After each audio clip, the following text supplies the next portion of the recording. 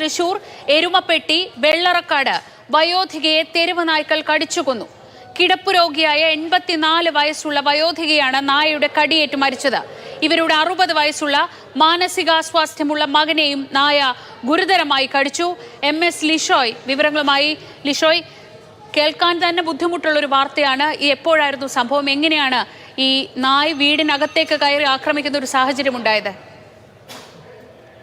ശ്രീജ, അതിദാരുണമായൊരു സംഭവം തന്നെയാണ് തൃശൂർ എരുമപ്പെട്ടി വെള്ളറക്കാട് ഉണ്ടായിരിക്കുന്നത്.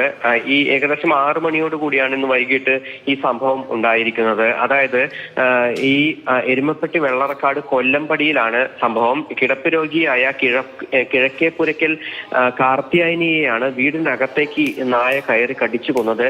84 വയസ്സുള്ള വയോധികയാണ് ഈ കാർത്തിയായനി.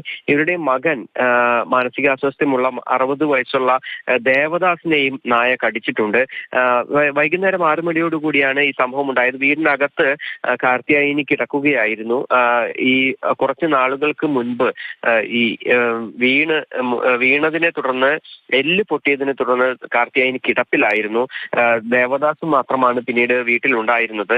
ഈ സമയത്താണ് ഈ തെരുവുനായ വീടിനകത്തേക്ക് കയറുകയും കട്ടിലിൽ കിടക്കുകയായിരുന്ന ഈ അമ്മയെ ക്രൂരമായി ആക്രമിക്കുകയും കടിച്ച് ഗുരുതരമായി പരിക്കേൽപ്പിക്കുകയും ചെയ്തിട്ടുണ്ടായിരുന്നത്. 6:30 തന്നെ സമീപത്തുള്ള ഇവരുടെ മകൻ മണി ഭക്ഷണം കൊടുക്കാനായി ചെന്നപ്പോഴാണ് ഈ സംഭവം ശ്രദ്ധയിൽപ്പെടുന്നത്.